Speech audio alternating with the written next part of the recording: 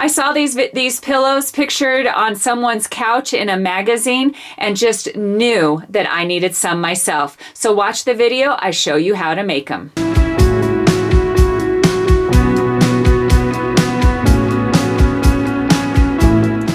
For this project, you're going to want to grab the really thick yarn. This is called Jumbo 7, and you're going to need about 45 to 50 yards. You're going to need a pillow form and 2 coordinating pieces of fabric. The fabric that will match your weaving. You're going to want to cut it 2 inches bigger than your pillow form and attach fusible interfacing to the back to give it some stability.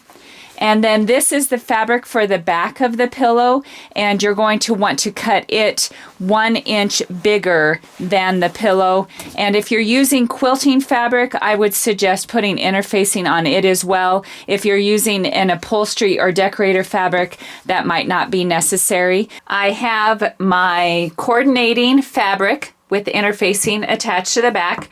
I have coordinating thread, yarn, and a needle. So let me show you the big picture. You're going to weave 2 at a time. So we're going to have 2 go that way, and then you're going to have 2 that go this way, and we're going to weave them. I would not cut your pieces ahead of time, just cut them as you get to that area. So there we have 2 that direction, and then you take a needle and thread that coordinates it, and we're going to just tack it. We're not securely sewing, but you're just going to tack these in place. So on this corner here, just going to put it through the center and through the center of the next one. Nothing real tough, but you're going to want to just have that tacked into place. Then I'm going to take a second needle and go down to this corner, and we're going to tack it in place.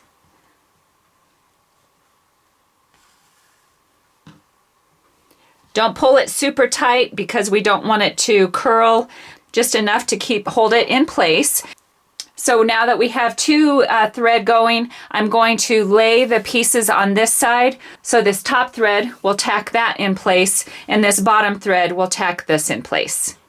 We'll lay down our next 2 pieces. We don't need to smush them together, just kind of lay them out even. And don't worry if you can see your stitching. We have made this bottom piece big enough that this thread will no doubt either be cut off or hidden in a seam. So I've done that one. Leave that needle there, pick up your next needle, and put this into place. That one's pulling a little bit, so I'm going to reinforce that a little tighter. Looks like I cut this one just a little short, but it's not a problem. Just get a little more tension on there and tack that into place.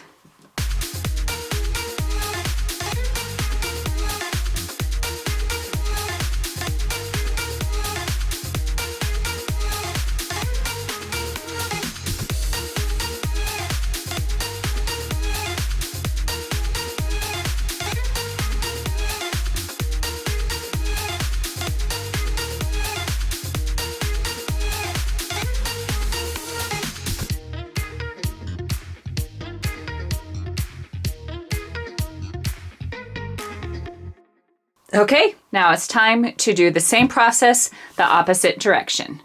Okay, look at that. That's your first layer done. So I'm going to turn it just a little bit, and I have 2 pieces cut, the length for the next diagonal. And to start with, I'm going to do the same method, 2 needles. I'm going to tack these ones up here.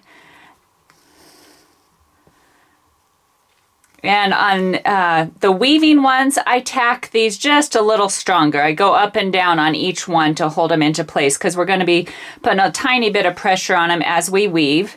So that one is tacked in place. Now we're just going to weave it, and just take your time. It is really easy to miss one because these are flimsy. So we're over on those 2, and we're under on the next ones. We're over, then we're under 2. Make sure we have it right. So we skip those two.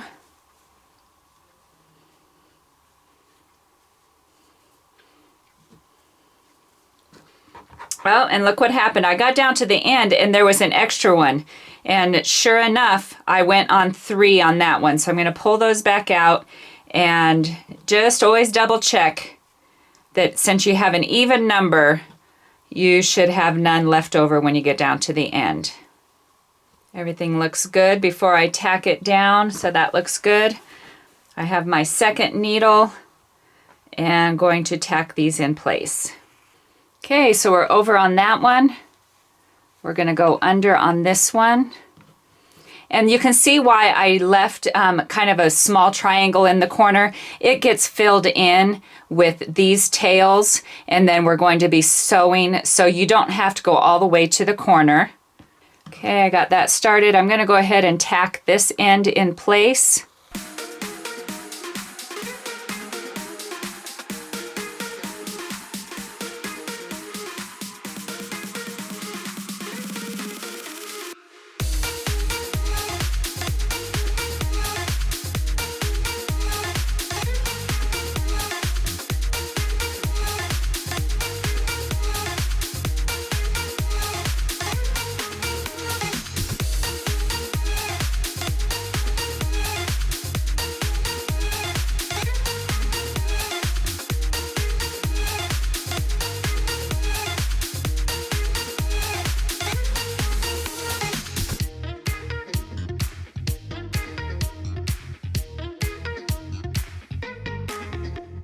Okay, the weaving is all done. Now we're ready for the next step.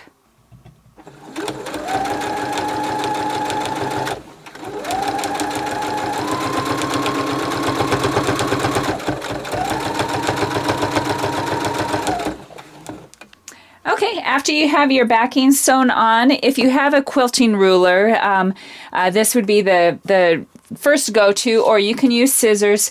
Cut your excess off on the 3 sides. Don't cut it off on the opening side, because then your weaving will become undone, because we'll need to hand sew that together.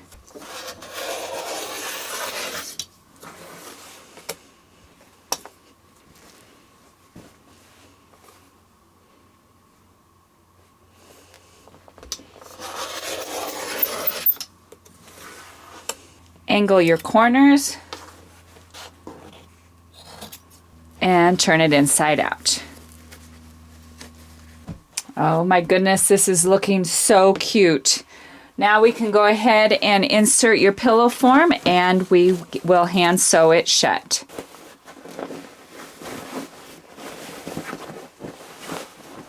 Okay, that fits in there really nice. Now we're just going to take a needle and thread and hand sew this together. And it might work if you have little fabric clips.